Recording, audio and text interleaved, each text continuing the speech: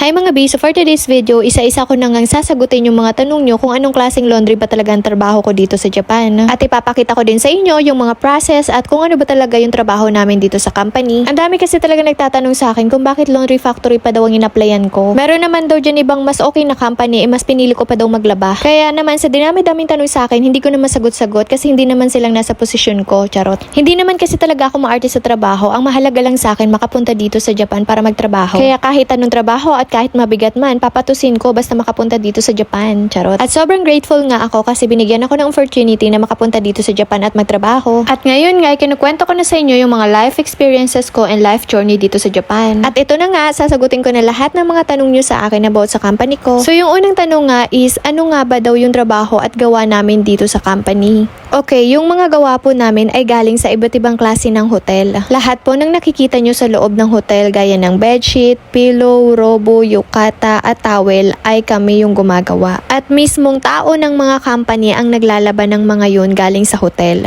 Nakatoka or naka-assign kami sa kanya-kanyang process. Actually, hindi naman talaga kami as in naglalaba. Kami lang talaga yung naglalagay sa mga machine kapag tutupiin na at kapag ilalagay na sa kanya-kanyang lalagyan. At dahil nga sobrang hirap i-explain kung ano ba talaga yung gawa namin at paano namin gawin, ipapakita ko na lang dito sa inyo actual. So since laundry factory nga yung aming trabaho at gawa namin, meron kaming kanya-kanyang process dito na iba't iba yung gawa.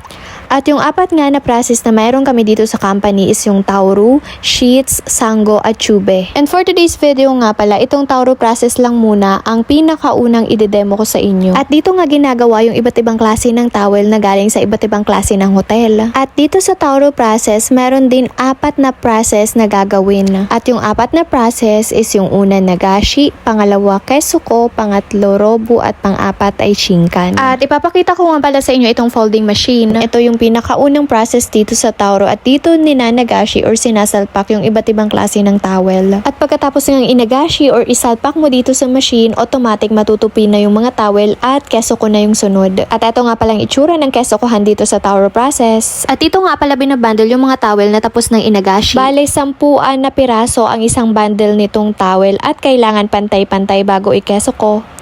At ayun na nga, pinantay ko na muna dyan yung mga towel at kineso ko na at ganito nga pala mga B ang pagkeso ko dito sa mga towel. At chinek ko nga muna dyan kung 10 piraso ba talaga yung kinikeso ko para sure. At yung third process nga dito sa Tauru is yung robo. Bale, ang gagawin lang namin dyan is magtutupi ng mga robo. At kung minsan walang robo, nag-aayos lang kami ng mga washu. At eto nga pala yung pinakagusto kong process dito sa Tauru kasi ito yung pinakamagaan. Magtutupi ka lang talaga ng magtutupi ng robo hanggang matapos yung oras mo. And by the way nga pala mga B, since apat na process ang meron dito sa Tauru, apat na beses ka din iikot. So, ibig sabihin, magro-rotate or maglilipat ka ng next process hanggang matapos mo yung apat na process sa isang araw. And by the way mga B, 1 hour of total lang ang meron kaming break time dito sa company. Alitik 10 minutes lang yung first and last break and lunch break naman is 40 minutes. At pagkatapos nga matupin itong mga robo, nilalagay na namin sa mga lalagyan or tinatawag na wagon. At pagkatapos nga nung oras namin sa robo, yung next process naman at pinaka-last process is yung shinkan. Bale, dito naman sa shinkan, ilalagay namin sa mga kanya-kanyang lalagyan itong mga towel na nanggaling sa kesuko. And by the way nga pala mga B, inform ko lang kayo na yung towel namin meron iba't ibang klase. Dito sa Tauru process, meron 3 klase ng towel. At ang tawag nga sa 3